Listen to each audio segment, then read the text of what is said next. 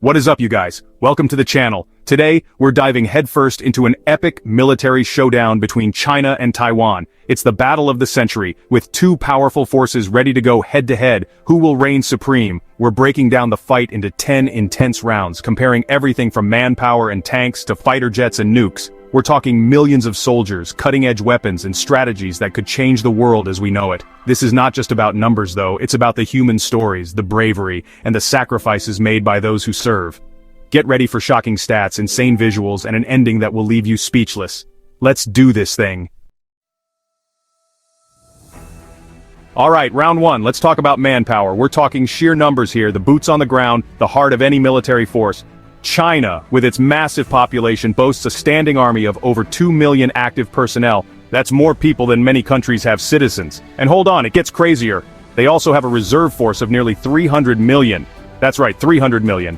To put that into perspective, that's almost the entire population of the United States, ready to mobilize if needed. Now, Taiwan, while smaller in size, still packs a punch. They have a highly trained and motivated active force of around 180,000. And while their reserve force might seem smaller on paper at 2.5 million, don't underestimate their dedication and training. These are soldiers who are ready to defend their homeland with everything they've got. But here's the question, guys. Can sheer numbers alone win a war? Or will Taiwan's smaller, more agile force prove to be a match for China's massive army? Let's move on to the next round and find out. Get ready for round two because we're bringing in the big guns. Literally. We're talking tanks, artillery, armored vehicles, the kind of firepower that can level cities. China comes out swinging with a staggering 13,000 tanks. We're talking Type 99S, some of the most advanced tanks in the world, going head-to-head with Taiwan's force of around 2,000, including the American-made M60S and their own indigenous tanks. But it's not just about the number of tanks, it's about the firepower. China has over 7,000 rocket artillery systems, capable of launching a devastating barrage of missiles. Taiwan, with its smaller but more mobile artillery force, will have to rely on strategy and precision strikes to counter China's overwhelming firepower. And let's not forget about the armored vehicles. China has over 35,000 of them, designed to transport troops and provide crucial support in battle. Taiwan's force of around 4,500 will need to utilize their agility and knowledge of the terrain to outmaneuver their larger opponent. This round is all about who can control the ground, who can dominate the battlefield with raw power. It's a clash of titans, and only one can come out on top. Fasten your seatbelts because round three is taking us to the skies. This is where things get really interesting. We're talking about air superiority, the ability to control the skies and rain down fire from above. China boasts one of the largest air forces in the world, with over 3,000 combat aircraft. They've got Russian-made Sukhoi fighters, their own indigenous J-20 stealth fighters, and a whole lot more. These are some of the most advanced aircraft in the world, capable of supersonic speeds and carrying a deadly payload. Taiwan, while facing a numerical disadvantage, has a highly trained air force equipped with F-16S, Mirage 2000s, and their own indigenous FCK-1 fighters. They'll need to use their agility, experience, and advanced weaponry to counter China's larger force. But it's not just about the planes, it's about the pilots. Taiwan's pilots are known for their skill and training, and they'll be putting everything on the line to defend their airspace. This is a battle for air supremacy, and the outcome could determine the fate of the entire conflict. Chapter 4, Round 4 Navy, Clash of the Titans. Get ready to dive into Round 4 where we're taking the fight to the high seas. We're talking massive warships, submarines lurking beneath the waves, and the constant threat of naval warfare. China's Navy has been undergoing a massive modernization program, and it's now the largest navy in the world by number of ships. They have over 700 warships, including 2 aircraft carriers, destroyers, frigates, and a fleet of submarines, some of which are nuclear-powered. Taiwan's Navy, while smaller, is nothing to scoff at. They have around 100 warships, including destroyers, frigates, and submarines, focused on defending their territorial waters and keeping crucial shipping lanes open. But it's not just about size, it's about technology and strategy. Taiwan's Navy has been investing in advanced anti-ship missiles and submarines, which could pose a significant threat to China's larger vessels. This is a battle for control of the seas, and the outcome could have a major impact on the flow of trade and resources in the region. Chapter 5, Round 5, Strategic Weapons, the Nuclear Option. Hold on tight because Round 5 takes us into the realm of strategic weapons, the kind of firepower that can change the course of history in an instant. China possesses a nuclear triad, meaning they have land-based missiles, submarine-launched missiles, and bombers capable of delivering nuclear warheads. The exact number of warheads is a closely guarded secret, but it's estimated to be in the hundreds. Taiwan, on the other hand, does not possess nuclear weapons. Their defense strategy relies on conventional weapons and a strong deterrent capability, hoping to make any potential attack too costly for China.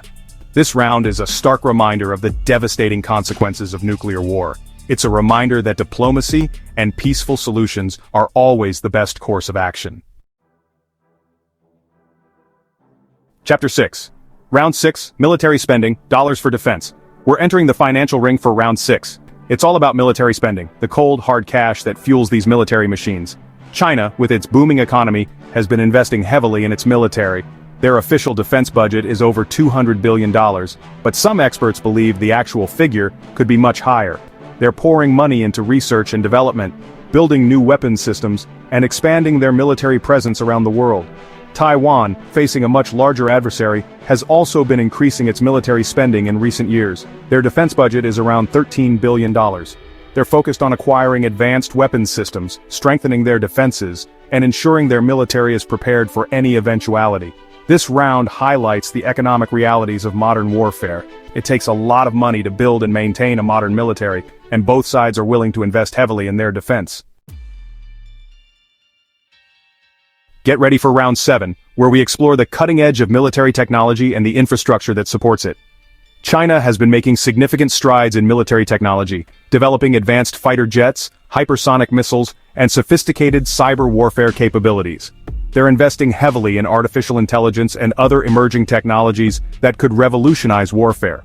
Taiwan, while facing a technological gap, has been focusing on asymmetric warfare strategies, developing mobile missile systems, strengthening their cyber defenses, and investing in drone technology.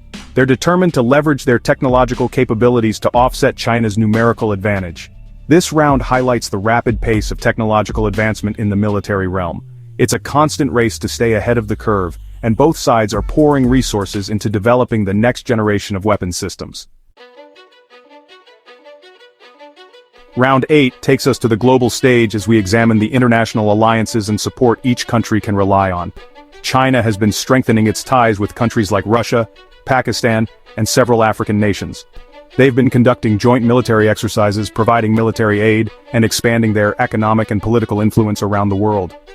Taiwan, while facing diplomatic isolation due to China's One China policy, enjoys strong unofficial relations with the United States, Japan, and other Western countries. The US in particular has been a major provider of military equipment and support to Taiwan.